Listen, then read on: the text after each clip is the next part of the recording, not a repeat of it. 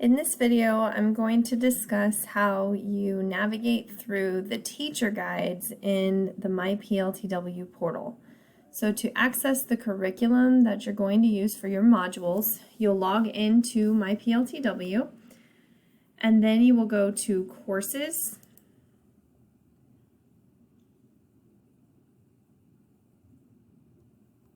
Project Lead the Way, Launch.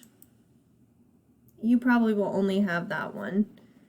And then for the purpose of this video, I'm going to use animal adaptations because as you learned in Block 1, Project Lead the Way ties all of the curriculum to NGSS standards.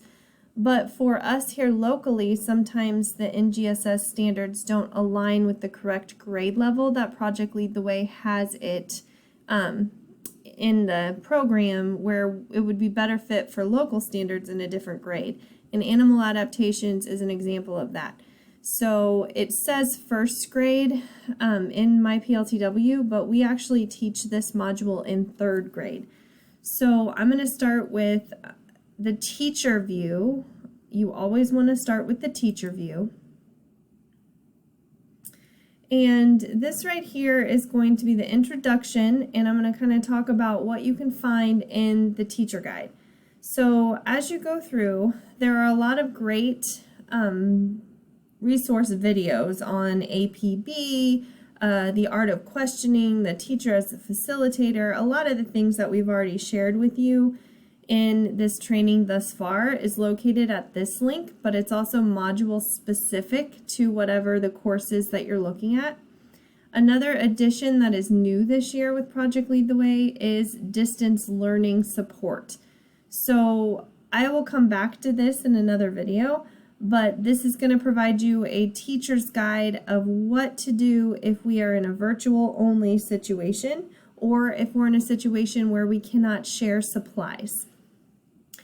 But if it was a normal school year and we were all here getting ready to teach Project Lead the Way in our classrooms, we would start with the introduction to the module. And within the teacher guide here, it kind of gives us a little example of what this is going to be, some different transfer of learning, understanding, knowledge, and skills that students should be learning, along with what they consider essential questions, which may be different than what we have as our essential questions for our units. Another thing to take note of as you're going through the teacher resources are all of the links that they have available to you here. A few that you'll want to look at from year to year are definitely the revisions. So every summer, Project Lead the Way brings a team together and they look at the module based on the feedback that they've gotten from teachers. From there, they go through and they decide if there are revisions that need to be made. So every year, this is updated with any revisions from the year before. Then it tells you how to set up. What we did as a school district is whenever we saw 10 instructional hours, that's kind of hard to break up, knowing that some of our schools teach science after they've taught social studies and they go back and forth.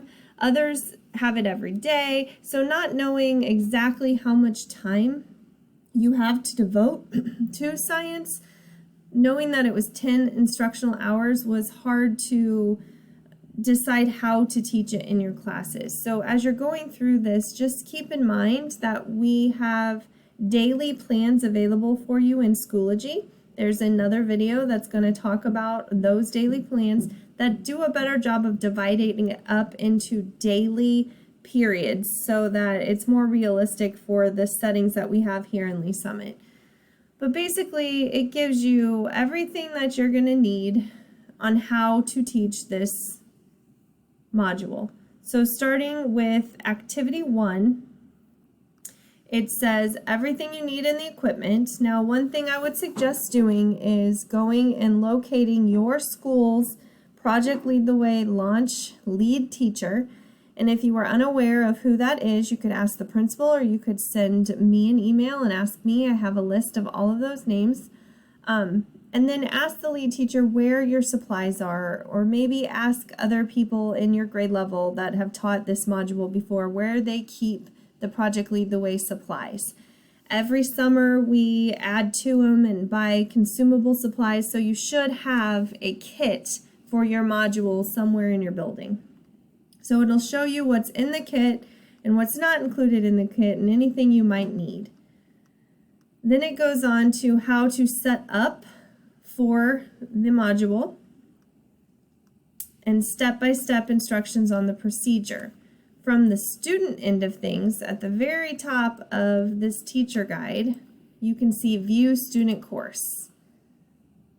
And it will show you what the student's view is going to look like. And they would be able to access this by logging in on their Chromebook to My PLTW, just like you did on your laptop.